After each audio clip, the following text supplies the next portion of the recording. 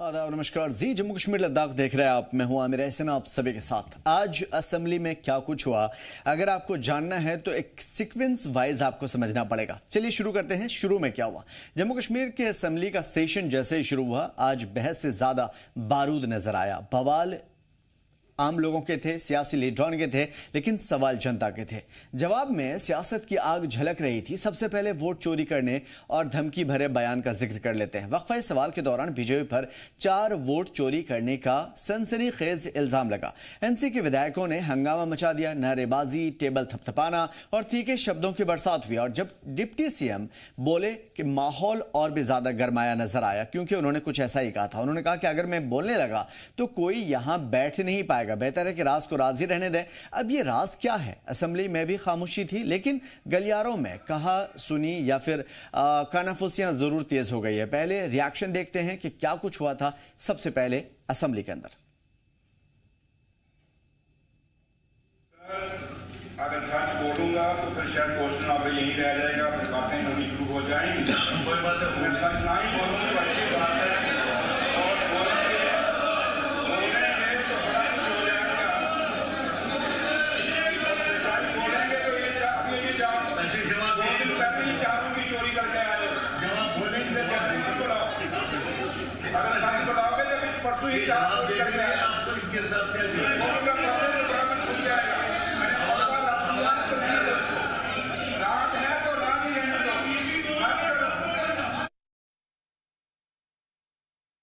Doctor Farooq साहब को भी उसके टाइम में भी उससे सपोर्ट लेके उसकी गवर्नमेंट को भी गिरा दी। और आप यकीन मान के चलिए, भारतीय जनता पार्टी उमर साहब को गिराना नहीं चाहती, लेकिन बहुत जल्द नेशनल कॉन्फ्रेंस के एमएलएज ही इस डिक्टेटरशिप, इस झूठ, फरेब, मकारी, विश्वासघात के खिलाफ निकल के उमर साहब की गवर्नमेंट को भी गिराई। बात मैं कह रहा हूँ, नाराज़गी जो है, नाराज़गी नेशनल कॉन्फ्रेंस के अंदर है। जिस तरह से 8 वोट मैंने आपको गिनाई, 4, 3 और 1 जो मैं आपको गिनाई, ये नेशनल कॉन्फ्रेंस के लोग ही जो नेशनल कॉन्फ्रेंस के अपोजिट चलते। आगा रोला साहब और कल मियां अल्ताफ साहब, उन्होंने भी नेशनल कॉन्फ्रेंस के झूठ, फरेब, मकारी के खिलाफ मोर्चा खोल के रखा है। यही बात तो मैं आपको समझाना चाहता हूँ और आपके माध्यम से भी लोगों को समझाना चाहता हूँ। जिस तरह से झूठ, फरेब और मकारी इन्होंने जम्मू कश्मीर के अवाम से की, ये कोई हार्ड स्ट्रेडिंग नहीं है। ये जो वोट मिला है ना, ये उमर अब्दुल्ला के खिलाफ ये वोट है, ये नेशनल कॉन्फ्रेंस के खिलाफ वोट है, ये धोखेबाजी के खिलाफ वोट, ये झूठ के खिलाफ वोट है जो नेशनल कॉन्फ्रेंस ने जम्मू कश्मीर के लोगों को बोला। हमको चौथी सीट के लिए 13 वोट चाहिए थे और बीजेपी को 2 वोट चाहिए थे। बीजेपी ने चलो जिस तरीके से मैनिपुलेशन की, उनने वो 2 वोट 3 वोट, वो अलग चीज़ है, वो सबको पता हो सकता है वो 2 वोट कहाँ से आए, लेकिन हमारा अलायंस इंटैक्ट था। मैं ये सबसे बड़ी इंपॉर्टेंट बात है, हमारा अलायंस इंटैक्ट था। कांग्रेस के वोट पड़े, सीपीआई का वोट पड़ा, सपोज नेशनल काउंसिल के एंटायरली वोट पड़े और हमें जैसे पीडीपी ने सपोर्ट एक्सटेंड किया, हम डाउट नहीं करते उस पर।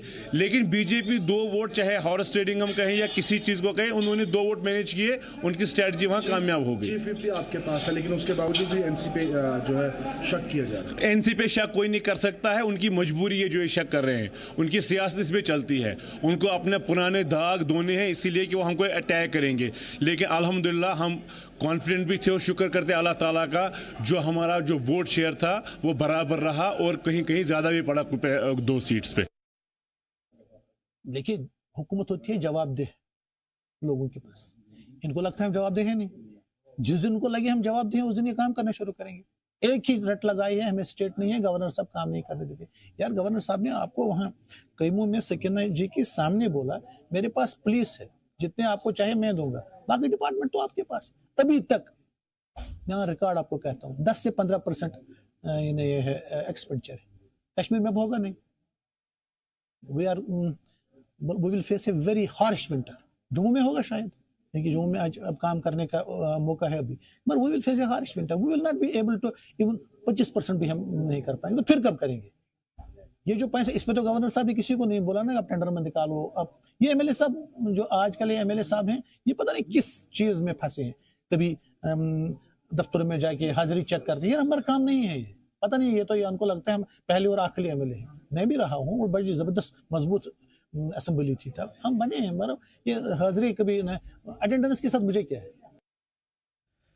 ये तो राज्यसभा का मसला था। दूसरा मसला था मेराज मलिक पर पीएसए लगाने का। लोकतंत्र था या डर, इस पे बहस हुई।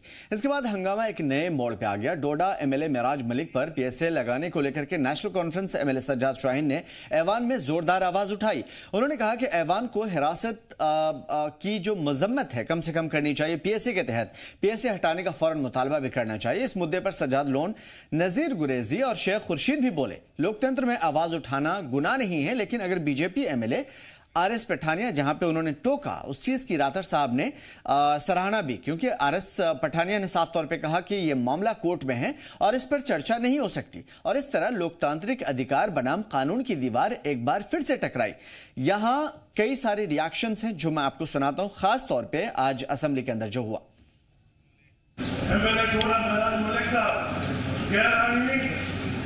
गैर कानूनी तौर पे पीएसए की इस वक्त सजा भुगत रहा है जेल के पीछे।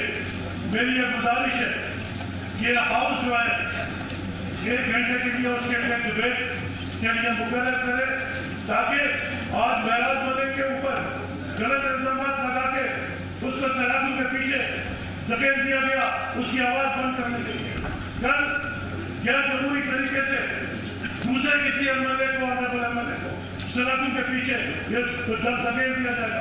ये बड़ी रॉन्ग प्रेसिडेंस है, इसको रोकने की जरूरत है और ये साउथ को उसको कन्वर्ट करना चाहिए। और हम ये मांग सकते हैं कि फौरी तौर पर उसका जो पीएसए के जो उसको रिवोक किया जाए और उसको जल्द से जल्द वापस इस असेंबली में आने की इजाजत। पहले दिन एक विषय को लेकर असेंबली के एक हवाले से एक प्रेस भी दिया गया कि असेंबली के विषय पे कर दिया। आज के मेरे लंदन आपको विषय पे कर दिया गया। किसी आदमी पे पीएसए इन्वोक करना, this is subject to defection of district magistrate. इसमें सरकार का किसी को लेकिन इसका मतलब नहीं है हाउस में करना जो मर्जी जब चाहे जैसे मर्जी हो। That's not the case. कुछ लिमिटेशन, कुछ रूल्स एंड रेगुलेशंस भी फॉलो करने के असेंबली रूल्स ऑफ प्रोसीजर वाले फॉलो बुक है। Can issue which is already pending adjudication before a court of law, can it be adjudicated on the floor of the House or not? Very simple. आपकी बात मेराज मलिक साहब जो इस वक्त है हमारे साथी है, उसने कोई ऐसा मिलिटेंसी का काम किया होता, कोई एंटी नेशनल एक्टिविटी किया होता तो कोई भी आगे सपोर्ट नहीं करते और ना हम करते। हम हमेशा इसके खिलाफ हैं। लेकिन ये कहना कि डीसी को पावर दिए गए हैं, वो किसी को भी पीएसए का अंदर कर देगा और जब मर्जी है वो कल आपको करेगा, परसों उसको करेगा, वो इजाजत नहीं दी जाएगी। नंबर 2, आप कह रहे उसको डिस्कस नहीं कर सकते हैं क्योंकि कोर्ट ऑफ लॉ में सुनिए नो कोर्ट ऑफ लॉ का मतलब नहीं हो गया, कोर्ट ऑफ लॉ का मतलब नहीं हो गया कि अगर किसी हाउस में कोई बात करना चाहे, वो कोर्ट में पेंडिंग केस हो, we can talk, we can discuss here.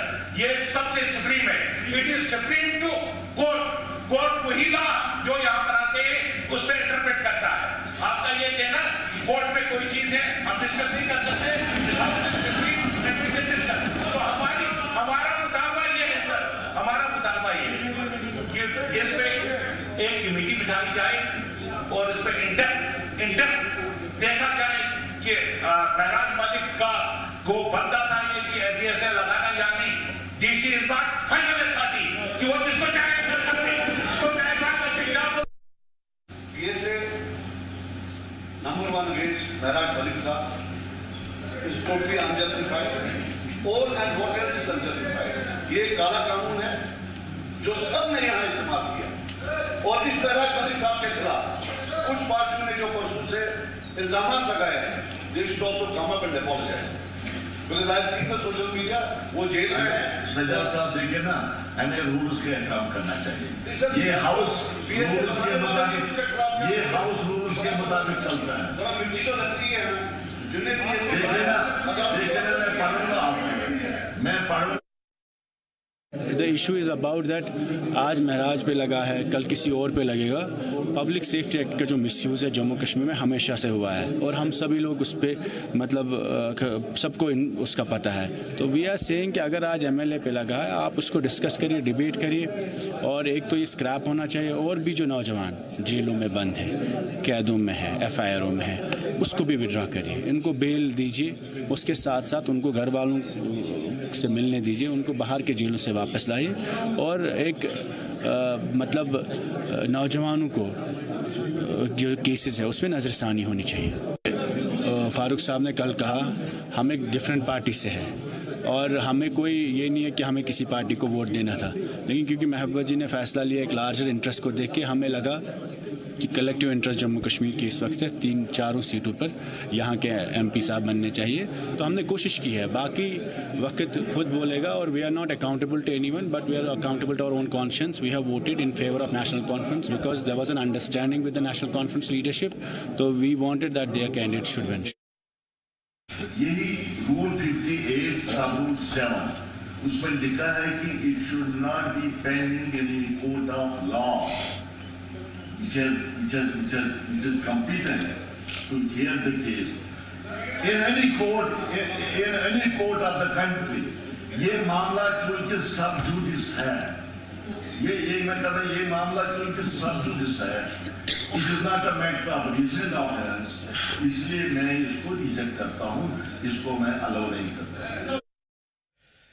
और तीसरा सैलाब के जख्म और सरकार की सफाई के हवाले से जो असेंबली में अपोजिशन ने सरकार से पूछा था, सैलाब मुतासरीन अभी बेघर हैं, मदद कहां है। CM उमर अब्दुल्ला ने कहा कि मुतासरीन को जमीन देने की कागजी कार्रवाई पूरी हो चुकी है जो कि बरसों से चल रही है। नई पॉलिसी की जरूरत है, अब कौन सी नई पॉलिसी आएगी पता नहीं, लेकिन हाँ असेंबली में तो ये सब कुछ चल रहा था। उन्होंने दावा किया है कि शफाफियत के साथ सब कुछ हो रहा है, लेकिन विपक्ष का आरोप है कि सरकार के दावे और जमीन की हकीकत में फर्क है। क्या कुछ कहा सुनाते हैं। जनाब, हम इलाकाई जो है सियासत करके रिलीफ इस पैटर्न पर मांगेंगे कि नुकसान अगर जम्मू में ज्यादा हुआ हम मांगेंगे नहीं, कश्मीर में अगर ज्यादा होगा तो हम रिलीफ मांगेंगे। तब हमारी ये सियासत नहीं है। गवर्नमेंट ऑफ इंडिया ने अपनी टीम भेजी, हमारे लोगों ने उनके साथ मिलकर डैमेज का असेसमेंट किया। गवर्नमेंट ऑफ इंडिया की तरफ से होम मिनिस्टर साहब आए, उन्होंने जम्मू में 1-2 इलाकों का दौरा किया और एग्रीकल्चर मिनिस्टर साहब आए, मेरे साथी उनके साथ थे, जम्मू आए, उन्होंने खेत में जाके थोड़ा सा फसल का नुकसान देखा, एक मीटिंग की और उसके बाद वापस गए। हमने यहाँ बैठ के फिर पूरी तरह से डैमेज का असेसमेंट किया।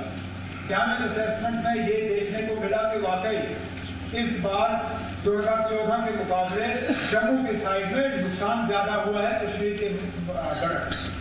वो पैकेज जो हमने मांगा है वो तैयार है, वो गवर्नमेंट ऑफ इंडिया को सबमिट किया जा रहा है। गवर्नमेंट ऑफ इंडिया से उसकी मंजूरी आ जाती है, वो पैसा हम लोगों को बांटना शुरू करेंगे। इसमें कोई सियासत नहीं होगी, इसमें कोई मजहब नहीं देखा जाएगा, कोई इलाका नहीं देखा जाएगा। नुकसान हुआ है तो नुकसान का मुआवजा मिलना चाहिए, बस इतना। बात ये नहीं है कि पॉलिसी नहीं है। सवाल ये पूछा गया कि क्या कोई फ्रेश पॉलिसी है। हम फ्रेश पॉलिसी ला नहीं रहे हैं क्योंकि फ्रेश पॉलिसी की जरूरत नहीं है। जहां तक लैंडलेस लोगों को जमीन मकान बनाने के लिए देने का इरादा है, उसके लिए हमने पहले ऐलान किया है, कागजी कार्रवाई हो रही है। उसका भी जवाब दिया गया है कि जहां अवेलेबल होगा वहां पे PMAY पैटर्न पे 5 मरला जमीन जो है लीज बेसिस पे रेजिडेंशियल के लिए जहां जमीन होगी वहां हम दे देंगे। और अब आती है असली ताज़ा खबर। NC में अंदरूनी जंग की खबर। उमर अब्दुल्ला बनाम आगा रुहुल्ला, नेशनल कॉन्फ्रेंस में सब कुछ ठीक नहीं चल रहा है। CM उमर अब्दुल्ला और पार्टी के सांसद आगा रुहुल्ला मेहदी के बीच खींचतान खुल करके सामने आने लगी है। एक प्रेस कॉन्फ्रेंस में जब उमर अब्दुल्ला से रुहुल्ला के बारे में सवाल पूछा गया तो उन्होंने मुस्कुराते हुए कहा कि मियाँ अल्ताफ और रुहुल्ला का तुलना ठीक नहीं है। मियाँ साहब संजीदा सियासतदान हैं, दोनों की सियासी बसीरत में आसमान जमीन का फर्क है। कहाँ वो कहाँ ये बयान सीधे तौर पर पार्टी के अंदर की दरार को उजागर करती है। और अभी जो रिएक्शन आया खास तौर पे आगा रुहुल्ला की जानिब से कि देखिए साहब ऐसा है कि कोई खुद को तुर्रम खां ना समझे, मैं आगा रुहुल्ला कुछ भी नहीं हूं, लेकिन आप भी कुछ नहीं हैं। दरअसल हम अवाम से जुड़े हुए हैं और अवाम के मुद्दे की वजह से ही हमारी अहमियत है, हमारी हैसियत है। अब सवाल यह है कि क्या यह अहमियत है या एनसी के अंदर नई सियासी बगावत की शुरुआत? जम्मू कश्मीर की असेंबली में आज सिर्फ कानून की नहीं, असहमतियां, इल्जामात, अहंकार और इस तरह की लड़ाई देखी गई। एक तरफ लोकतंत्र की आवाज उठी, दूसरी तरफ सत्ता की दीवार खड़ी कर दी गई। और अब देखना यह भी है कि ये तूफान और इसके बाद कौन टिकता है और कौन बह जाता है। फिलहाल अवाम का नुकसान ज्यादा है। इतना जरूर कहा है कि आप जिस कुर्सी पे बैठे हो आपको सोच समझ के बात करनी चाहिए। वो तो मेरे वालिद साहब भी मुझे कहते हैं। तो इस हिसाब से मेरे वालिद साहब और मियां अल्ताफ साहब में कोई फर्क है नहीं। मैं उनको उसी नजरिए से देखता हूँ। मेरे एक सीनियर साथी हैं, उनका मशवरा मेरे सिर आंखों पे। बाकी मैंने एक उनके बेटे के हिस्से से ही समझ लीजिए, मैंने उनसे जरूर एक गुजारिश की। मैंने उनसे कहा, मियाँ साहब जब भी कोई मुझसे बात करनी हो तो मीडिया को छोड़ के आ जाइए ना, बंद कमरे में बात करेंगे। ना उनको पता होगा ना बाकियों को पता होगा, हम ही बात कर लेंगे उतना ही। उनकी तो मैं बात ही नहीं करूँगा। आप किन लोगों को एक प्लेटफॉर्म पे ला रहे हो ना, कहाँ मियाँ अल्ताफ और कहाँ वो, जमीन आसमान का फर्क ना। चलिए अब ये जमीन और आसमान के फर्क को हम जान लेते हैं एक्सपर्ट्स के जरिए, क्योंकि इस तरह की सियासी बातें या फिर बगावतें आने वाले टाइम पे किसे नुकसान और किसको फायदा पहुंचा रही है। जुबैर अहमद साहब गनाई हमारे साथ बीजेपी से जुड़ने वाले हैं, कुलगाम प्रेसिडेंट हैं कुलगाम बीजेपी के, और अहमद याज साहब सीनियर जर्नलिस्ट और पॉलिटिकल एक्सपर्ट्स हमारे साथ जुड़े हुए हैं। निसार गट्टू साहब जेकेएनसी से जुड़े हुए हैं। निसार गट्टू साहब, बहुत ज़्यादा उठा पटक और ख़ास तौर पे नेशनल कॉन्फ्रेंस के अंदर अब तो बगावती सुर उभरने लगे हैं, क्या कहना चाहेंगे आप? देखिए आमिर जी, आप सुन पा रहे हैं मुझे? जी जी बिल्कुल, आपका दीदार भी कर पा रहा हूँ, बताइए। आमिर जी, मुझे बड़ा अच्छा लगता है जब किसी जिसे हम बोलते हैं कि किसी पॉलिटिकल ऑर्गेनाइजेशन में, मैं पहले भी डिबेटों पे बोलते आया हूं और आज भी बोलता हूं कि बड़ा अच्छा लगता है जब किसी पॉलिटिकल ऑर्गेनाइजेशन में पॉलिटिकल वर्कर्स हो, जहां पे एक्सचेंज ऑफ थॉट्स हो, जहां एक्सचेंज ऑफ आइडियाज हो, जहां पे एक्सचेंज ऑफ ओपिनियंस हो। तो वो पॉलिटिकल ऑर्गेनाइजेशन मुझे लगता है ज्यादा हेल्थी है, और वहां पे इंसान को एक्सप्लोर करने में और लोगों को जहां जो मुद्दा जो है कि हम कितना डिलीवर करें उन लोगों को जिन्होंने चुन के भेजा हुआ है।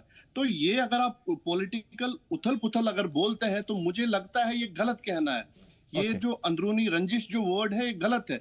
ये वो चीज है जिससे आप ये देखते हो कि how much we deliver to the people who voted for the, जिसे रिप्रेजेंटेटिव कहते हैं। रही बात नेशनल कॉन्फ्रेंस में, आप कितना ही पॉलिटिकल वेरिएशन देख रहे हैं। हर लीडर दूसरे लीडर को क्रिटिसाइज कर रहा है उसकी गलतियों पे, दूसरे लीडर को कहीं ना कहीं झड़क रहा है, कहीं ना कहीं सीनियर लीडर जूनियर्स को पटक रहे हैं कि भाई यहाँ गलत है यहाँ सही है। ये चीज आप सिर्फ नेशनल कॉन्फ्रेंस में देख सकते हो। बाकी आप किसी भी पार्टी में, चाहे वो नेशनल कॉन्फ्रेंस के अलावा भाजपा हो, आपकी कांग्रेस हो, आपकी पीडीपी हो या बाकी नजर नहीं आती। निसार साहब, ये बात जो आप कह रहे हैं दिल को छू लेने वाली बात है और 100% इस बात का मैं एहतराम करता हूं। और इसी चीज के लिए ये तो मैंने आपका रिएक्शन यूं ही जाना ताकि हमें यह पता चल पाए कि पार्टी किस मुकाम पे खड़ी है। मैं जनाब अहमद याज साहब, मैं चाहूंगा कि इस चीज को एनालाइज करें। क्या ये इतना आसान है जो निसार साहब कह रहे हैं कि हाँ अलग अलग चीजों के या मतभेद या राय की जो इख्तलाफात हैं वो बेहतर होते हैं, हेल्दी होते हैं किसी भी सियासी बसीरत के लिए भी और हुकूमत चलाने के लिए भी? क्या ये वाकई इतना आसान है? क्योंकि हम देखते हैं मियां अल्ताफ साहब कहते हैं तो उमर साहब के एक बहुत खूबसूरत सा जुमला है, वो कहते हैं हमारे वाले साहब की तरह हैं, अगर वो कहें तो ज्यादा बेहतर है, लेकिन अगर हमें बंद कमरे में डांट लें तो ज्यादा बेहतर रहेगा, इससे बजाय कि वो आवाम के सामने में या मीडिया के सामने में बोलें।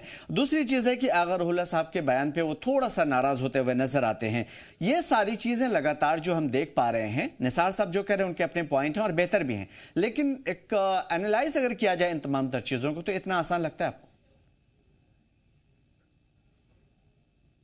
जहाँ तक निसार साहब की किसी पार्टी को रिप्रेजेंट करने का ताल्लुक है तो उस हद तक तो सही है कि ही सपोज टू, क्योंकि जो ये कह रहे हैं अगर कहीं गलत भी होता हो, दाएं बाएं कोई उसको गलत देखता भी हो, लेकिन उनका काम है कि उनको सही तौर पेश करने का, और अगर वो वही कर रहे हैं तो as a party representative, as a party spokesperson, तो उस लिहाज से तो उनका वही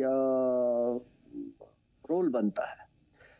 लेकिन जब हम रियलिस्टिकली देख लें रियलिस्टिकली जो डेवलपमेंट्स हुए हैं जब से इलेक्शन हो गए, फिर डिलीवरी के इश्यूज आ गए, मैनिफेस्टो थ्रू नहीं हो रहा है, स्टेटहुड को रिस्टोर होने का मामला सामने आ रहा है कि जिसकी वजह से दिक्कतें आ रही है, तो उसके साथ साथ रूहुल्लाह साहब का इसमें उसका अपना जो नाराज़गी दिखाना, तो अब अल्ताफ साहब का इसमें शामिल होना, फिर उमर साहब का रिएक्शन करना, तो ये नहीं दिख रहा है कि ये जमहूरी जिसको हम कहेंगे, या निसार साहब कह रहे थे कि जमहूरी मामला है, जमहूरियत का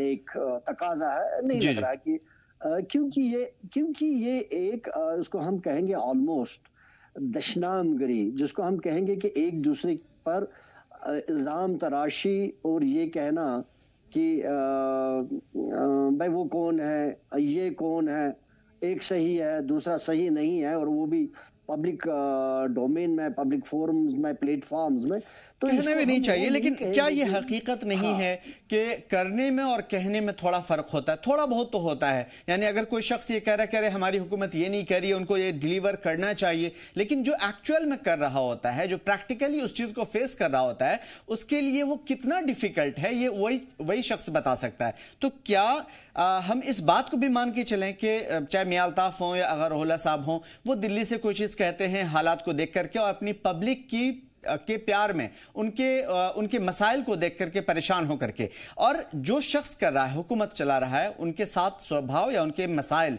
बिल्कुल डिफरेंट, क्या हम ये भी सोच के चलें? पहले हम बिल्कुल पहले हम ये देखें कि जो जब हम इसको जमहूरियत में अपनी आज़ादी का नाम देंगे, तब मुझे लग रहा है कि एक थर्ड पार्टी बाहर बैठ के ऐसा नहीं है, क्योंकि फिर हम ये बातें नहीं सामने आ सकती थी कि भाई रूहुल्लाह साहब कोई नहीं है, अल्ताफ साहब कुछ है। वो बेसिकली दोनों बहुत सीनियर नेता है, ये जो नेशनल कॉन्फ्रेंस के और उनकी पब्लिक में एक बहुत बड़ी इमेज है कंपैरेटिवली। जो भी नेशनल कॉन्फ्रेंस के लीडर्स हैं, कंपैरेटिवली इन दो की बहुत अच्छी इमेज है, दोनों की कदर है, ये नहीं है कि न कदर नहीं है। अब ये है कि जो रिफ्लेक्शन, जो बातें इन दोनों की तरफ से आ रही है, पहले आगा रूहुल्लाह साहब की तरफ से और अब अल्ताफ साहब की तरफ से, ये जाती मुशाहिदा के अलावा उनका जो जाती मुशाहिदा है जिसकी वो जिक्र कर रहे हैं, लेकिन बुनियादी ये रिफ्लेक्शन है ग्राउंड की, कि ग्राउंड में क्या सूरत हाल है, जो लोगों के साथ उनका उठना बैठना, लोगों के साथ बात करने का, इंटरेक्शन का, ये उसी का नतीजा है जो लोगों के साथ बैठ के महसूस कर रहे हैं। और ये कहकर अब सवाल पैदा हो जाएगा, क्या यही बातें वो पार्टी के अंदर नहीं बोल सकते थे? ये बोल सकते थे, हो सकता उन्होंने बोला भी हो, या उनको ये महसूस होता होगा कि शायद बोलने का कोई फायदा नहीं है। अब वो शायद अपनी पोजीशन को बचाते पब्लिक में आ रहे हैं, नहीं तो शायद पब्लिक में आने की जरूरत नहीं थी। लग रहा है कि उनको वो मुतमईन हो चुके हैं कि शायद कुछ इनसे होने वाला नहीं है, गवर्नमेंट से होने, पार्टी से नहीं होने वाला है, पार्टी लीडरशिप से होने वाला नहीं है। इसीलिए वो कोई ये तो हम नहीं, अच्छा नहीं लगेगा मेरा, वो बच्चे लोग तो है नहीं, वो बहुत बड़े सीनियर लोग हैं, मिनिस्टर्स रहे कैबिनेट में, रूहुल्लाह साहब भी और दूसरे क्या नाम है इसका अल्ताफ साहब भी, और काफी सीनियर है, वो हम बहुत पहले से जानते हैं। तो लिहाजा ये कहना कि वो क्यों आगे, तो जरूर। चलिए ये हम थोड़ी देर के लिए मान भी लेंगे, चलिए आपस में पार्टी का मामला है, और अगर निसार साहब जो चीज़ कह रहे हैं और अगर वो चीज़ है तो ज़्यादा बेहतर है, क्योंकि हम दूसरी पार्टियों में भी बहुत सारे उतार चढ़ाव देखते हैं। लेकिन अगर इस तरह के इख्तलाफात के गलत को गलत कोई कह रहा है और पार्टी उस बात की इजाज़त दे रही है, तो इट्स हेल्दी, चलेगा ये सब चीज़। निसार साहब, फिर भी मैं आपकी तरफ आऊँगा। आज असेंबली में राज्यसभा कई सारे मैटर हैं जिसको मैं धीरे धीरे एक एक करके आपके सामने में लाऊंगा। सबसे बड़ा हमने देखा कि राज्यसभा में वोट चोरी का इल्ज़ाम बीजेपी पे आपने लगाया और उसके बाद सामने से काउंटर भी किया गया। क्यों ऐसा लगा? क्या आपके एमएलएज आपके कंट्रोल में नहीं रहे या फिर कोई दूसरा रास्ता अख्तियार किया गया? देखें आमिर जी, सबसे बड़ी चीज़ जो है, जो ये हॉर्स ट्रेडिंग का या वोट चोरी का आज इल्ज़ाम चला, इल्ज़ाम तराशी, आप देखते हैं कि अगर 2 वोट वो सिक्योर करने में कहीं ना कहीं ये तो भाजपा का बहुत ही बड़ा जिसे बोलते हैं कि उनकी एक्सपर्टाइज है इसमें। अगर आप ये चीज़ छोटे सी मिसाल के लेके यहाँ चंडीगढ़ का मेयर इलेक्शन हुआ, उसके बाद मुंबई की इलेक्शन हुई, महाराष्ट्र में आपने देखा होगा, और उसके बाद कितने ही इन्होंने एक ट्रेंड बनाया हुआ था कि वोट चोरी का, ये जो और हॉर्स ट्रेडिंग जिससे बोलते हैं कि मैनेज करना, ये कोई बड़ी बात नहीं है भाजपा के लिए, और सेंटर में पावरफुल है तो ये कर सकते हैं, ये कोई नई बात नहीं है। अगर इस चीज़ का यहाँ पे जिक्र हुआ तो आपने देखा होगा यहाँ 7 इंडिपेंडेंट एमएलए हैं, एक आम आदमी का एमएलए है, तो ये किसी एनसी को, और एनसी का जो 2 लाइन जो आपने विप पढ़ा होगा कि अगर इस विप से बाहर कोई जाता है तो उनके खिलाफ एंटी डिफेक्शन हो सकता है। लेकिन नेशनल कॉन्फ्रेंस का कहना है कि हमने जितने भी हमारे एमएलए वो इंटैक्ट रहे, हमारे अलायंस के एमएलए इंटैक्ट रहे, हमारे जो सपोर्ट की थी सीपीएम ने, तारगामी साहब ने, वो इंटैक्ट रही, पीडीपी ने सपोर्ट की थी, वो इंटैक्ट रही। बाकी जो ये इंडिपेंडेंट एमएलए के लिए अगर आप बोल सकते हैं तो वो नेशनल कॉन्फ्रेंस की जिम्मेवारी नहीं पड़ती है इसमें, क्योंकि वो इंडिपेंडेंट है, तभी इंडिपेंडेंट कहा जाता है। आप वो मैनेज करने के लिए 2 वोट हो सकता है, कैसे मैनेज किए, दैट इज वो तो एक्सपर्ट है बीजेपी इसमें। तो ये जो वोट मतलब आप चोरी ये का कह है, रहे हैं कि सेंधमारी हो चुकी है कहीं ना कहीं इस खेमे में। देखो, ये छुपी गड़ी तो बात नहीं है, राज्यसभा का इलेक्शन का रिजल्ट आपके सामने है, हर बंदा जानता है कि 2 वोट कहीं ना कहीं से मैनेज कर गए हैं। वो इसमें तो कोई बैक चीज बोलने की बात ही नहीं है, हर ये आया चीज है हर बंदे के सामने की वोट तो कहीं ना कहीं क्रॉस वोट हुए हैं। अब किसके हुए हैं, यही तो डेमोक्रेसी की शान है कि यहाँ पे जो भी आप जनरल इलेक्शन में देखिए किसने क्या वोट डाला, फिर कौन जीता और किसके पलड़े में वो आ जाते हैं, इस पे तो कोई बात नहीं है। तो यहाँ हिंदुस्तान के रिप्रेजेंटेटिव एक्ट का एक जिसे बोलते हैं खूबसूरती है, आप किसको वोट करते हैं किसको नहीं, this is your free will, यहाँ पे आप कर सकते हैं। बाकी पार्टी का जहां तक है उसके लिए विप जारी हुई थी, और उस विप के तहत नेशनल कॉन्फ्रेंस और उनके अलायंस जिसने किया था वो इंटैक्ट रहा है। इस पे नेशनल कॉन्फ्रेंस फुल फेथ है, और नेशनल कॉन्फ्रेंस को इस पे किसी पे भी शक नहीं है। वो पार्टी के अहदेदारों ने भी बोला, और मैं भी उनके वसूख से यहाँ पे आपके सामने बोल रहा हूँ। बाकी किसी भी मैनेजमेंट के लिए भाजपा कर सकती है, उसके लिए हम क्या बोल सकते हैं, किसी वो चाहिए तो वो आपको भाजपा के बंदों को नहीं वो चीजें तो मैं उनसे पूछूंगा, लेकिन असल में ये क्योंकि देखिए हम देख पा रहे जम्मू कश्मीर का जो खेमा है, चाहे वो किसी भी पार्टी, पीडीपी को थोड़ी देर के लिए हम 2014 के बाद से शक की नजर में देखने लगे, क्योंकि उनके साथ मिल जाना उनके लिए कोई बड़ी बात नहीं रही, और भी बहुत सारे जो मसले हुए जैसे जीएसटी वगैरह वाला। लेकिन खास तौर पे एनसी का जो खेमा था वहां पे इतना इंटैक्ट रहा कि वो सेंधमारी बहुत मुश्किल नजर आई। मैं अहमद साहब यही चीज समझना चाहूंगा आपसे कि क्या जम्मू कश्मीर को लीडरान को तोड़ लेना इतना आसान है जितना बीजेपी ने इस मर्तबा दिखाया? क्योंकि अगर ये है तो जम्मू कश्मीर के लिहाज से हम आने वाले चुनाव में देख सकते हैं कि कभी भी जो है एंट्री हो सकती है वादी में।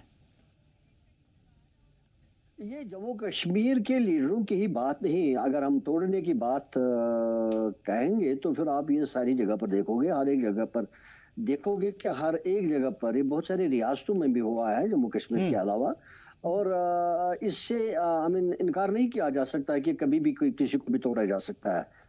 तो कोई स्पेसिफिक ये नहीं है कि जम्मू में होता है, जम्मू कश्मीर में होता है तो बाहर, ये दिस इज पॉसिबल। और वो भी जब सीक्रेट बैलेट के थ्रू आप काम करते हो, इलेक्शन करते हो, तो तब ज़्यादा ये पॉसिबिलिटी बन जाती है। और वो भी खासकर ऐसे इलेक्शन में जहाँ सिर्फ डायरेक्ट इलेक्शन ना हो, सिर्फ एमएलएज का वोट देना हो, मेंबर पार्लियामेंट बनाना हो राज्यसभा का, या प्रेसिडेंट बनाना हो, व्हाटएवर, जो भी उस लेवल पर, मेंबर पार्लियामेंट लेवल पर या एमएलए लेवल पर जहाँ सीक्रेट बैलेट हो, तो वहाँ ये चीज़ें पॉसिबल हुई है, तो आगे भी हो सकती है। तो अगर आज भी हुआ होगा जम्मू कश्मीर में तो कोई बहुत बड़ी बात नहीं, और हुआ इसलिए है कि 4 लोग हमने देखे जो नॉन बीजेपी की है, उन्होंने बीजेपी को वोट दिया है, so that means something has happened.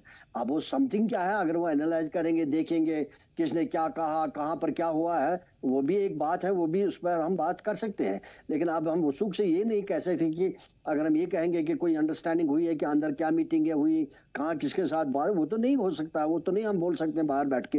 लेकिन एक चीज जरूर बोल सकते हैं कि जो डेवलपमेंट्स इसके आसपास हुई उसको मद्देनजर रखकर कुछ राय कायम किया जा सकता है। जैसे उमर साहब ने कहा कि भाई जो भी बीजेपी को जो भी एब्सटेन करेगा या वोट हमारे को नहीं देगा नेशनल कॉन्फ्रेंस को, तो वो तस्वुर किया जाएगा बीजेपी को वोट देने की। ये चीज यहाँ पे तो वैसे भी खारिज हो जाती है सर, क्योंकि जहां तक हमारी मालूमात है एक छोटी सी, उसके तहत यही आता है कि असेंबली में किस एमएलए ने किसको वोट दिया ये पता नहीं चल पाएगा, मतलब किसका वोट किसके पास गया। क्या ये ऐसा है? और अगर नहीं है तो आप मुझे करेक्ट कर सकते हैं आप दोनों हजरात। लेकिन हमने यही अब तक सीखा है कि अगर ऐसा होता और इतना ही आसान होता तो पता करना आसान होता कि ये 3-4 वोट जो गए हैं किसकी तरफ गए। अहमदिया साहब, अगर मेरे ये चूंकि सीक्रेट बैलेट का मामला है तो लिहाजा नामुमकिन है इसको पता लगाना कि क्या होगा, किसने किसको किया, बड़ा मुश्किल होगा कि बाहर आ जाए ये बात। लेकिन लोग जानते होंगे। तो अगर हम मान लीजिए लास्ट टाइम तक हमने देखा कि पीडीपी ने हालांकि सबसे पहले भी कह दिया था, कांग्रेस ने बीच में थोड़ा सा नाराजगी दिखाई और लास्ट मोमेंट में उन्होंने कहा कि हम साथ में होंगे। निसार साहब, क्या आपको किसी भी तरफ कोई भी इशारा किया जा सकता है कि पीडीपी या कांग्रेस या अपने ही खेमे के अंदर कोई भी आजाद उम्मीदवार ऐसा है जो जाहिरी तौर पे साथ में है लेकिन कहीं ना कहीं अंदरूनी तौर पे मिला हुआ?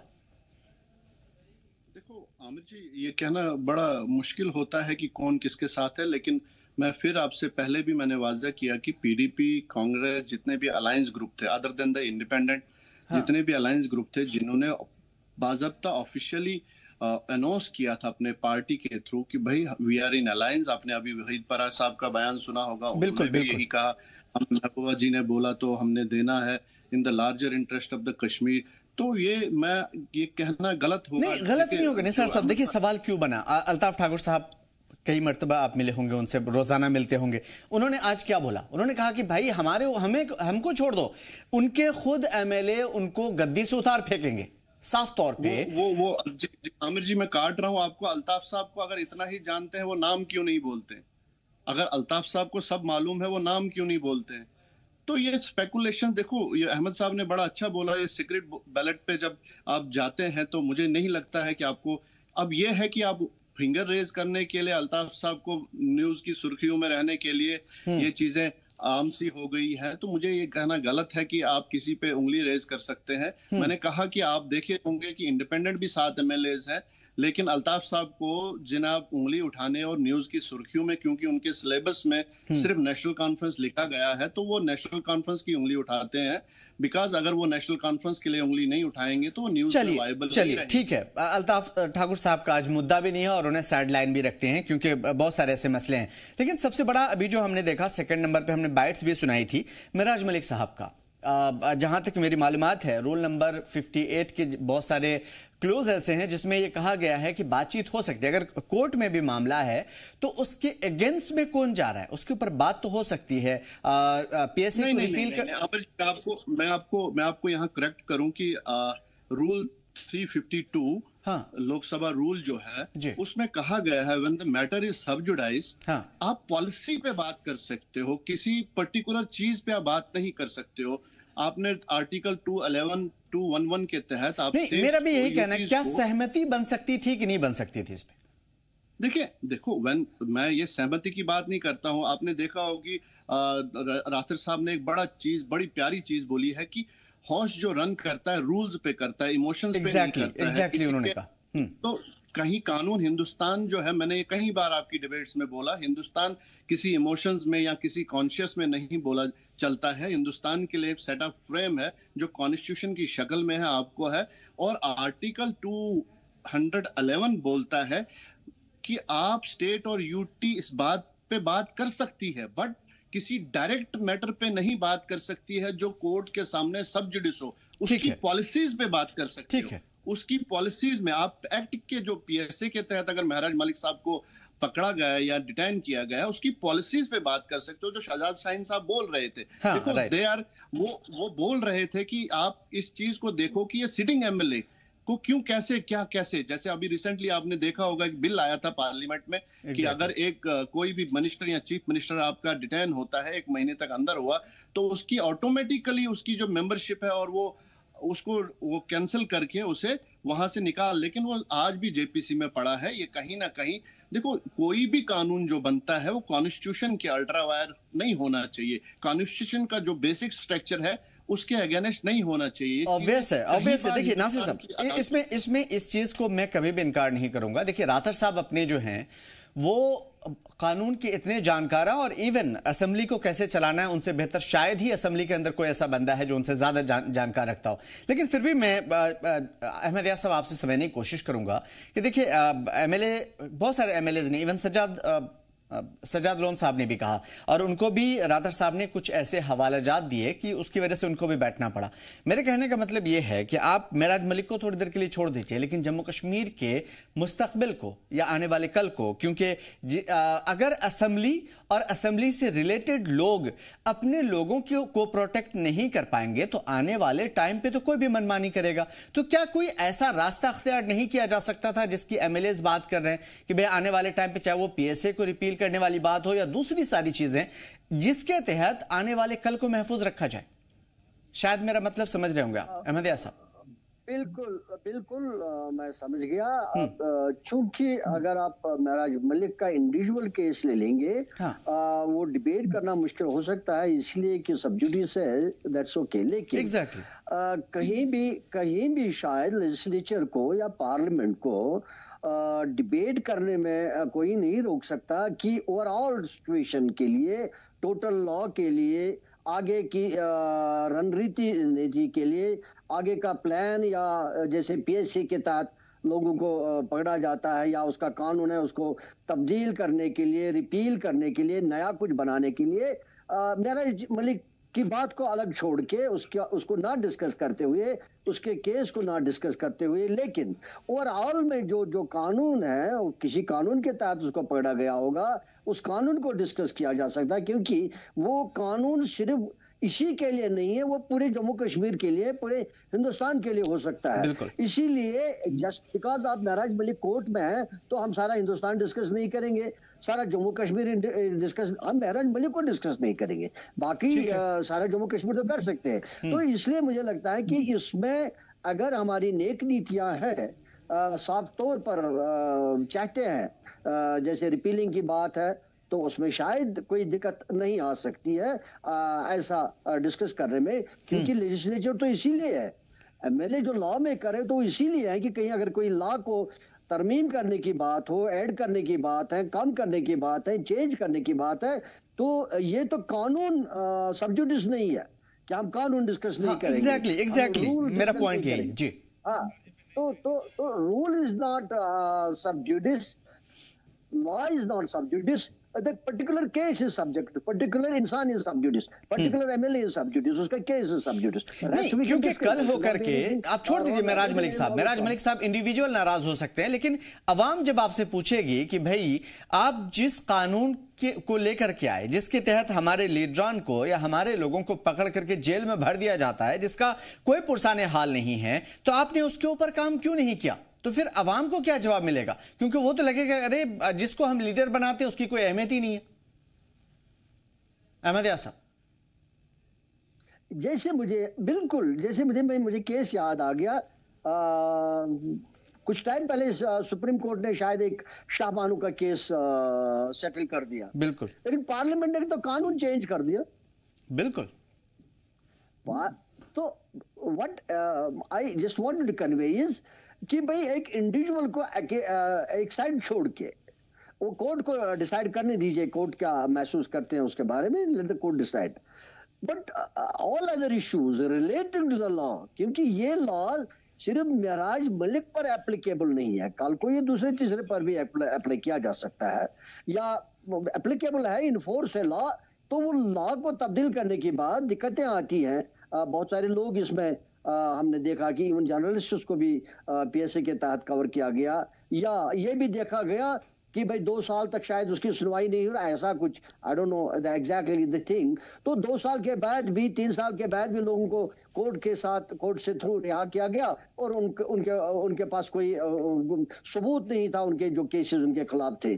कुछ इसको सॉलिड बनाने के बाद, ट्रांसपेरेंट बनाने के बाद, कोई सुनवाई की बात, ये ठीक है। इसी वजह से मैंने शुरुआत इस बात से की, सही कहा आपने, कोई इनोसेंटली ना फंसे, कोई गैर जरूरी ना फंसे, उस चीज के लिए तो देखा जा सकता है, तो उसके लिए लेजिस्लेचर की जिम्मेदारी बनती है कि वो देख ले। ठीक है, इसी वजह से मैंने कहा कि तमाम तर चीजों को देखते हुए भी एक तमाम तर रिस्पेक्ट को देखते हुए भी रादर साहब ने जो भी फैसला लिया है हम उसके खिलाफ या उन तमाम तर चीज़ों को नकार नहीं सकते, क्योंकि हम उनकी जानकारी के जे के बराबर भी नहीं है। लेकिन इतना जरूर है कि जो आने वाला टाइम है उस पर आम आवाम और मुमकिन है कि अपने ही लीडरान कहीं ना कहीं परेशान हो और फिर आवाम सवाल करेगी, तो उस टाइम पे शायद जवाब नहीं हो पाएगा, क्योंकि कुछ चीजें हैं, मतलब पर्टिकुलर केस ही नहीं लेकिन उससे रिलेटेड या इफेक्ट होने वाली जो चीजें हैं उसके ऊपर बात की जा सकती थी और शायद कई सारे एमएलए ने इसकी तरफ इशारा भी किया था। खैर आने वाले दिनों में इस चीज को देखेंगे। एक बड़ा मैटर निसार साहब जो हमने देखा आज फ्लड के ताल्लुक से भी देखा असेंबली के अंदर, और वो आपने भी देखा होगा कि मदद कहां है, लोग तो अभी भी बेसहारा हैं, सरकार से उम्मीद है। देखें आमिर जी, इस पे उमर साहब ने मुझे लगता है कि बड़ा वाज़ेह तौर पे बोला कि जिसे भी जितना भी डिजास्टर मैनेजमेंट का डिपार्टमेंट है वो बिल्कुल जिस दिन से ये फ्लड हुआ है, ये सबसे पहले चशोती किश्तवाड़ से शुरू हुआ और पूरे जम्मू प्रोविंस में सबसे ज़्यादा मुझे लगता है कि जो इफेक्ट इस बार रहा, अगर 2014 में श्रीनगर रहा तो आज 2025 में मुझे लगता है जम्मू प्रोविंस के हर गाँव, हर शहर, हर ज़िला, हर मैं कहता हूँ हर जो बिल्कुल पंचायत तक ये बहुत नुकसान हुआ है। तो ये चीज़ें मैंने उमर साहब ने भी आज बोला, इस पे कोई सियासत नहीं होगी, इस पे कोई मजहब मिल्लत की बात नहीं होगी, इस पे सिर्फ और सिर्फ ये बात होगी कि हम लोगों को कैसे इससे रिहेबिलिटेट करें, लोगों को कैसे इससे राहत दें। उसके लिए सभी ज़िला के इंतज़ामिया और डिस्ट्रिक्ट डेवलपमेंट कमिश्नर और डिस्ट्रिक्ट मजिस्ट्रेट जिसे हम कहते हैं उनको आगाह किया था और वो एक सॉलिड प्लान लेके साहब माफी चाहता हूँ, यहाँ पे मैं रोकना चाहता हूँ आपको। दरअसल देखिए, अब तमाम तर चीज़ों को देखते हुए निसार साहब आप बेहतर तरीके से समझते हैं कि सेंट्रल गवर्नमेंट से आम आवाम नहीं कहेगी, वो अपनी ही हुकूमत से कहेगी कि साहिब अब तक तो मदद नहीं आ पाई। जो सेंट्रल गवर्नमेंट ने इतने सारे सर्वे करवाए, इतने सारे इंस्पेक्शंस हुए, रिपोर्टें तैयार की गई, अपनी गरीबी और अपनी परेशानी का लोगों ने रोना रोया, तो अब तक मदद क्यों नहीं आई? और जाहिर है कि जो यूटी की गवर्नमेंट है, जी मैं आपको यहाँ काटना चाहता हूँ कि मदद आ रही है। मैं अगर डोडा डिस्ट्रिक्ट की बात लेता हूं तो सबसे ज्यादा वहां बलेसा, जिसे हम महाराज मलिक की कॉन्स्टिट्यूंसी है, उसमें गुंदो बलेसा का एरिया, और वहां पे रिलीफ डिस्ट्रीब्यूट हुआ है। आप अगर देखेंगे वो डाटा भी पब्लिश हुआ है, लोगों को मिला है, उसके अकॉर्डिंगली जितना उनको नुकसान हुआ है उसको उसी हिसाब से फाइनेंशियल असिस्टेंस मिली है और उसी के हिसाब से उन लोगों को रिहेबिलिटेट कर रहे हैं। और रही बात जम्मू और बाकी अजलाज की, हर एक जिले में डिस्ट्रिक्ट मजिस्ट्रेट ने सारा सबमिट किया हुआ है और आहिस्ता आहिस्ता उनको पैसे ऑलरेडी उनके डिस्ट्रिक्ट जो डिजास्टर मैनेजमेंट फंड है उनके, जिसे हम बोलते हैं कि उनके अकाउंट्स में पड़ा हुआ है। जब तक ये प्रोसेस जो कंप्लीट ना हुआ, जो फील्ड स्टाफ से, ग्राउंड स्टाफ से रिपोर्ट्स आके आज फाइनल हुआ है और वो जा रहा है। मैंने सिर्फ 1-2 दिन पहले ये देखा कि जो लिस्ट मैंने कहीं नेट पे ही देखी थी उसमें उनके अकॉर्डिंगली किसी को 50, किसी को 1.5, किसी को 3.5 लाख, उसके हिसाब से लोगों को वो रिहेबिलिटेट कर रहे हैं और फाइनेंशियल असिस्टेंस हो रही है। हाँ, जम्मू जो मेन शहर है, यहाँ पे जो ज्यादा नुकसान हुआ है इसके पेरिफ्रीज में, इसके मजाफात में, तो उनके लिए जो उमर साहब ने 5 मरले रेजिडेंशियल पर्पज के लिए जो 5 मरले की अलॉटमेंट हुई, इसकी भी सर्वे हो रही है और आने वाले कुछ ही दिनों में जो उमर साहब ने आज कंटिन्यूटी में और ये बोला, बिल्कुल कहा, किसी भी मजहब को देखा जाएगा और हर बंदे को उसके डोर स्टेप पे ये चीजें करी जाएंगी। मुझे लगता है ये सराहनीय स्टेप है। इस पे कहीं अगर मुझे भाजपा लगती है कि इस पे सियासत कर रही है, अब भाजपा के किसी एक बंदे की आज मैंने कहीं रिपोर्ट सुनी है, कहीं ने न्यूज सुनी, अब वो बोल रहे हैं कि नहीं जी अब हम 10 मरले का इनको चाहिए था देना, तो ये कहीं ना कहीं मुश्किल है। पहले ही ये चीजें, तो मैं कहता हूं कि इस वक्त अगर 5 मरला इज एक इंडिविजुअल, एक फैमिली के लिए, एक राशन कार्ड होल्डर के लिए 5 मरले का, वो भी जिसको मकान का नुकसान हुआ, जिसको रहने का नहीं इंतजाम है, उनको ये विद इन डेज और आने वाले कुछ दिनों में, चलिए अच्छी चीज है। और अगर भाजपा इस तरह से कह रही है तो भाजपा पहले अपना रिपोर्ट कार्ड भी दिखा सकती है, क्योंकि सेंट्रल गवर्नमेंट से लोगों को जितनी उम्मीदें हैं उस तरफ से तो नहीं आई। उस पे मुझे लगता है कि यहाँ सवाल कम होते हैं भाजपा की। अगर पीछे हम पूरे साल देख लें तो उन्होंने जो वादे बोले थे, मुझे लगता है उनमें अगर ग्रेडिंग की जाए तो मुझे लगता है अभी वो 0 ग्रेडिंग पे ही रहेंगे। तो मुझे लगता है कि नेशनल कॉन्फ्रेंस से सवाल करने से पहले उनको, हाँ बिल्कुल उनसे की जाएगी। हमारे साथ आज हमारी बड़ी विडंबना है कि लगातार जुड़ने के बावजूद भी न तो उनकी आवाज आ पा रही है सही तरीके से। जुबैर साहब गनाई हमारे साथ जुड़ने वाले थे लेकिन अभी तक नहीं जुड़ पाए क्योंकि टेक्निकल कुछ एरर्स आ रहे हैं। खैर, मैं अहमद यार साहब, मैं आपकी तरफ आने की कोशिश करूंगा इस सवाल के साथ। क्या आपको लगता नहीं है कि ये जो फ्लड वाला मामला है, रिलीफ वाला मामला है, उसमें काफी ताखिर हो गई, काफी लेट हो गया? और कहां पे आपको लग रहा ऑड इवन कुछ गलतियां? ये आमिर साहब, इसको हम शायद ये जो रिहेबिलिटेशन का मामला है फ्लड को लेकर, आज के सिचुएशन में आइसोलेशन में नहीं ले लेंगे। आपने टोटलिटी में देखना पड़ेगा कि पहली बात ये कि जहां मैं मानता हूं कि जो मामलात हैं, this is a continued process. आज एक इशू आ जाएगा, कल दूसरा इशू आ जाएगा, तीसरा इशू तीसरे दिन आ जाएगा। This is a routine and जो विच आई बिलीव, एंड आप भी इस चीज से एग्री करोगे या कोई भी एग्री कर सकता। लेकिन सबसे बड़ी बात, जो इम्पोर्टेंट बात यह है कि आपका बहसीती एक शायरी, क्या आपको ये इत्मीनान है, क्या आपको ये भरोसा है कि आपकी एक इलेक्टेड गवर्नमेंट है जिसको आपने वोट दिया है, आपकी हिफाजत करेगा, आपके इंटरेस्ट को देखेगा और आपके साथ इंसाफ करेगा, आपकी सुनवाई हो जाएगी। मुझे लगता है कि दैट्स मोस्ट इम्पॉर्टेंट। एक शहरी को एक भरोसा हो कि मेरे साथ गलत ना हो, मेरा सही टाइम पर इंसाफ हो, जायज इंसाफ हो, मेरी सुनवाई हो। मुझे लगता है कि आज के सिचुएशन में इवन गवर्नमेंट इज कंफ्यूज्ड, जहां चीफ मिनिस्टर भी अपनी बेबसी का इजहार कर रहे हैं, डिप्टी चीफ मिनिस्टर बेबसी का इजहार कर रहे हैं और कुछ करने की सिचुएशन में नहीं है, और लग भी रहा है कि कुछ हो नहीं रहा है।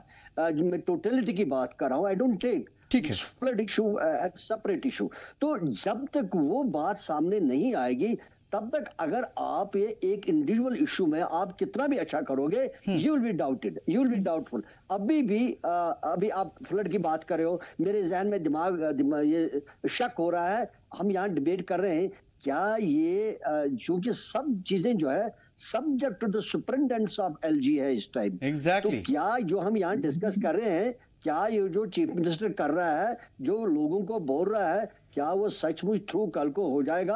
I mean this is a big doubt. मैं यहीं पे लाना चाह रहा था सर, मैं बीच में रोकना चाह रहा हूं आपको। कुछ चीजें जो हमने शुरू से देखी है कि हुकूमत को इतना मजबूर कर दो, यूटी गवर्नमेंट को, कि आने वाले टाइम पे खुद ही कुर्सी छोड़ दे, हुकूमत से अलग हो जाए और उसके बाद हमें मौका मिले। बहुत सारे अपोजिशन की ऐसी पार्टियां हैं जो आप उंगलियों पे गिन सकते हैं। निसार साहब, एक चीज जो खासतौर पे हमने नोट की इन कुछ महीनों के दरमियान, उमर साहब बार बार ये कहते रहे कि अगर पावर डिस्ट्रीब्यूशन या स्टेटहुड रेस्टोरेशन का अमल नहीं हुआ तो मैं हुकूमत छोड़ दूंगा। इसके ऊपर क्या लगता है, किसके नुकसान किसका है? ठीक है, हुकूमत अगर उमर साहब के पास है, जिम्मेदारी उनके पास है, और फिर वो ये कह रहे हैं कि हुकूमत छोड़ दूंगा, तो कहीं अवाम मायूस नहीं होगी? क्योंकि एतमाद जताया अवाम ने उनके ऊपर। देखिए आमिर जी, जब रीऑर्गेनाइजेशन एक्ट 2019 में आया तो जम्मू कश्मीर जो स्टेट थी उसे यूटी का दर्जा दिया, तो शायद जम्मू कश्मीर की थॉट प्रोसेस में भी ये नहीं था कि ये इतना टाइम लगेगा। बोलते हैं कि हिंदुस्तान के आईन में ऐसा कुछ हो सकता है कि जिसे डिग्रेडेशन होती है। हमने भी अपनी उम्र में सुना था कि यूटी को स्टेट बनाया, लेकिन पहली बार हिंदुस्तान के हिस्ट्री में एक स्टेट को यूटी बनाया जा रहा है। और फिर जिसे आप वादे की बात करते हैं, पार्लियामेंट के पटल पे प्राइम मिनिस्टर ने, यहाँ के होम मिनिस्टर ने बोला था कि यहाँ का जो डिलिमिटेशन प्रोसेस होगा, उसके बाद इलेक्शन, पहले तो बोला था स्टेट और उसके बाद इलेक्शन बोला था, लेकिन उसके बाद एक और उसमें इम्प्रूवमेंट की और बोला कि डिलिमिटेशन, इलेक्शन और उसके बाद स्टेट का। और ये चीजें अब आहिस्ता आहिस्ता एक ऐसा मोड़ ले रही है जो यहाँ के लोगों को फ्रस्ट्रेट कर रही है कि वो आखिर ये स्टेट कब देंगे। अभी कल परसों ही बयान सुन रहा है, हमारे होम मिनिस्टर साहब का बयान आया कि अप्रोप्रिएट टाइम में स्टेट रेस्टोर की जाएगी। आप अगर देखेंगे, जो आपने अभी बोला कि एलजी का जो इंटरफेरेंस है, आप देखो कि पिछले कई महीनों से एक बिजनेस रूल सबमिट हुए हैं एलजी के ऑफिस में, जिसका जवाब यहाँ के एलओपी साहब दे रहे हैं कि हमें बता दिया जाए तो हम वहां से निकालेंगे अगर वहां है। तो गवर्नर, मुझे लगता है एलजी साहब, मुझे लगता है कि वो on the instruction of Bhajpa चलते हैं कि भाई ये बिजनेस रूल देखो। जब तक किसी भी ऑफिशियल कैडर में आपको पावर डिस्ट्रीब्यूशन नहीं पता चलेगी, चीफ सेक्रेटरी का क्या रोल है, सेक्रेटरीज का क्या रोल है, डिप्टी कमिश्नर का क्या रोल है, डीडीसीज का क्या रोल है, यहाँ के बाकी अमले का क्या रोल है, वो चीजें तो बाहर आ नहीं रही है। वो उससे ये पता चलेगा। ये तो बोलते हैं मेरे पास सिर्फ जनाब लॉ एंड ऑर्डर है, मेरे पास सिर्फ पुलिस है, लेकिन जब प्रैक्टिकलिटी में देखा जाता है, अगर तहसीलदार भी ट्रांसफर करना हो, अगर जेकेएस भी ट्रांसफर करना हो, वो कहीं ना कहीं एलजी ऑफिस से होता है। और हर फाइल पे जनाब अगर यहाँ से फाइल जाती है, उसे रोका जाता है, स्क्रूटनी होती है, और वो लोगों के तहे जो डेमोक्रेसी के प्रोसेस में लोगों को उम्मीद होती है कि एक इलेक्टेड, देखो मेरा मानना है कि आप एसी ऑफिस में बैठ के ग्राउंड लेवल पे लोगों की सिचुएशन नहीं देख सकते हो। उसके लिए जो इलेक्टेड रिप्रेजेंटेटिव आते हैं, क्योंकि वो लोगों में से उठ के आते हैं, उनको ज्यादा पता रहता है कि यहाँ पे क्या हो रहा है, लोगों में क्या है। फ्लड आया, यहाँ पे इनको पानी नहीं आ रहा है, पानी की पाइपें टूट गई हैं, रास्ते टूट गए हैं। आप देखो कि यहाँ उधमपुर से थोड़ा सा आगे निकल के पूरा 1 महीना वो रोड ब्लॉक रहा, लेकिन कहीं पे भी ये चीज नहीं आई कि ये हाईवे की अथॉरिटी है जिसने ये प्रोजेक्ट चल रहा है 6 लेन का, लेकिन किसी भी गवर्नमेंट अथॉरिटी ने ये नहीं कहा, किसी भी अपोजिशन पार्टी ने ये नहीं कहा। ये भाई बनाने वाला जो कॉन्ट्रैक्टर है दिल्ली वाला है, दिल्ली में नेशनल हाईवे ऑफ इंडिया का कॉन्ट्रैक्टर है, उसको किसी ने ये नहीं पूछा कि भाई ये हुआ क्या, तूने अगर ये रोड बनाई थी ये किस वजह से, किसी ने नहीं कहीं पूछा। ना कहीं इस पे जो नकेल कसते हैं वो लोकल रिप्रेजेंटेटिव कसते हैं, लेकिन प्रॉब्लम ये है कि डेलीगेशन ऑब्वियस है। अभी हमने हजारों करोड़ रुपए के हिंदुस्तान के आईन में जो मेन फेडरल स्ट्रक्चर है वो कहीं ना कहीं यहाँ पे धज्जियां उठ रही हैं उस फेडरल स्ट्रक्चर की। यहाँ पे अगर पावर डिस्ट्रीब्यूशन की बात करते हैं तो कहीं ना कहीं एलजी की इंटरफेरेंस रहती है, एलजी के ऑफिस से वो कागज नहीं निकलते हैं, और जो फिर बात कहीं ना कहीं इल्जाम तराशी और भाजपा को वो पॉइंट मिलता है, और अल्ताफ ठोकर साहब जैसे लोग फिर ये कहते हैं कि नेशनल कॉन्फ्रेंस ये कर रही है, नेशनल कॉन्फ्रेंस कभी एग्जैक्टली उस चीज में देखिए, जो भी इस चीज को समझता है वो बेहतर तरीके से जानता है। हजारों करोड़ का अनाउंस होता है और स्कीमें लागू की जाती है, जमीन पे सारी चीजें चमचमाती हुई नजर आती है, और एक फ्लड आता है सब कुछ हकीकत बयान कर देता है। सवाल यह है कि अभी हमने देखा कि जैसे इलेक्शन का टाइम था उस टाइम पे एलजी का पावर बढ़ा दिया गया था, उसी टाइम पे कहीं ना कहीं सियासी गलियारों में एक आवाज उठने लगी थी। आप देखिए आमिर जी, आपको काट रहा हूं, आप बिल्कुल इलेक्शन से 2 महीने पहले, 2 महीने पहले उन्होंने एक अमेंडमेंट 240 एक एसओ निकाला जिसके तहत एजी एडवोकेट जनरल का पावर उन्होंने चीफ मिनिस्टर से लेके खुद एलजी ने अपने पास रखी है, और पिछले 1 साल से अभी तक एडवोकेट जनरल अपॉइंट नहीं हुआ है। वो इस वजह से कि कहीं ना कहीं उनका ये, और देखो ये कहीं ना कहीं एडवोकेट जनरल गवर्नमेंट को रिप्रेजेंट करता है कोर्ट में, और दे डोंट वांट कि कोई ऐसा बंदा हो जो गवर्नमेंट को रिप्रेजेंट करे। अगर चाहिए होता, और अगर उनको चाहिए होता अभी तक एडवोकेट जनरल उनने यहाँ पे अपॉइंट किया गया होता। आप कितने ही कोर्ट की डायरेक्शंस आई, कितने ही जस्टिस नहीं, यहाँ पे निसार साहब देखिए, नीयत तो वाजे है, सभी को मालूम है ये चीजें। चूंकि वक्त की किल्लत है इस वजह से मैं अहमद यार साहब एक छोटा सा सवाल आपसे करना चाहूंगा। खुदा न खास्ता आज कल परसों कभी भी इन 4 सालों के दरमियान हुकूमत मजबूर हो गई और गद्दी से उतर गई, तो नुकसान किसका? अल्टीमेटली अवाम का। फिर इसके लिए जवाबदेह कौन होगा? कौन सी अदालत, कौन सी हुकूमत इसके लिए जवाब देगी? क्योंकि लोगों को क्या मिलेगा? भरोसा, उम्मीद? देखिए आमिर साहब, अभी जिस एंगल में आप, जिस डायरेक्शन में आप बात कर रहे हैं, शायद सियासत उस डायरेक्शन में नहीं सोचती है। सियासत अगर उस डायरेक्शन में सोचती, शायद सिचुएशन मुल्क की या जम्मू कश्मीर की कुछ डिफरेंट होती। तो शायद जब इलेक्शन जम्मू कश्मीर के लड़े गए असेंबली के, उस वक्त जो मैनिफेस्टो दिया गया, तो मुझे लगता है कि शायद वो नहीं दिया जाता, कुछ और दिया जाता। अगर वही दिया जाता तो शायद उसमें एक कंडीशन रखी जाती थी कि भाई it is all subject the restoration of the state. ठीक है। तो क्या उस वक्त इनको मालूम नहीं था, जो लड़ रहे थे इलेक्शन, उनको मालूम नहीं था कि आगे क्या होने वाला? जब हम आम इंसान समझ सकते थे, सोच सकते थे। यूटी में इलेक्शन लड़ाया जा रहा है, रीऑर्गेनाइजेशन एक्ट इन प्लेस है, डिफिकल्टीज है, सुपरिटेंडेंट्स है। जब हम महसूस कर सकते थे आम इंसान बाहर बैठ के, तो जो पॉलिटिशियंस है जो लड़ रहे थे उनको क्यों मालूम नहीं? बुनियादी ये पॉलिटिकल इश्यूज है, पॉलिटिक्स यही है कि भाई हम पावर के साथ जुड़े रहे। तो यही हाल इस वक्त भी है। जो आप देख रहे होंगे कि वो नुकसान और नफा की बात, उनके पास नफा और नुकसान की बात नहीं है। सॉरी टू टेल यू, वो हर एक पावर के साथ पावर को होल्ड करना चाहता है। तो उस चीज के लिए वो जिसको भी, जो भी मामला बीच में आए, जो भी बरोई कार लाने की जरूरत पड़ेगी मामला, वो कर देगा। नहीं तो अभी क्या दिक्कत है? मेरा मानना है अगर कल को बीजेपी की गवर्नमेंट सरकार होगी जम्मू कश्मीर में, शायद वो दूसरे दिन रेस्टोर भी हो सकती है स्टेट। अगर स्टेट को रेस्टोर होना जरूरी है मामला निभाने के लिए। लेकिन अब हम ये नहीं कहेंगे कि भाई बीजेपी नहीं करता तो क्यों नहीं करता। ये सियासत में हर एक करता रहा। हाँ, लेकिन ये चीज अब आवाम को समझना पड़ेगा और ये फैसला खुद से लेना पड़ेगा। किसी भी एनसी को चाहे आप विलन बना दीजिए, चाहे किसी और पार्टी को बना दीजिए, मैं खास तौर पे जो पार्टियां साफ तौर पे अगर एनसी को विलन बनाती है, मैं उनसे पूछता हूं कि अगर आपको जिम्मेदारी मिल रही होती है तो अब तक आप कितना काम कर चुके होते। और रही बात कि एनसी का काम, अभी फिलहाल वक्त जरूर है। एक बात का जो खदशा है, ये नहीं खदशा है कि आगे आने वाले टाइम पे लोगों के कितने मसाइल हल होंगे। इस बात का खदशा है कि कहीं ताकतें एनसी को इतना मजबूर न कर दे कि वो गद्दी से छोड़ दे और फिर लोगों के अंदर वो मायूसी ना आ जाए जब लोगों के अंदर जमहूरियत के ताल्लुक से जो यकीन हुआ था, कहीं उस चीज से मायूसी ना हो, कहीं लोगों को वो नाउमीदी ना हो जो उस टाइम पे 60, 65, 70% लोगों ने आइन के अंदर अपनी यकीन को मजबूत किया था और दिखाया था कि वो इस चीज पे कितना बिलीव करते हैं। तो मैं इस बात से खदशा करता हूं, डरता हूं कि कहीं वो चीजें लोगों की ना टूटे, वो चीजें, वो रंजिशें ना आ पाए या उस तरह के हालात ना बने। फिलहाल के लिए बहुत बहुत शुक्रिया निसार साहब आज हमारे साथ बातचीत करने के लिए, जनाब अहमद यास साहब। लेकिन आज कटघरे में जिसे खड़ा करना था, जिस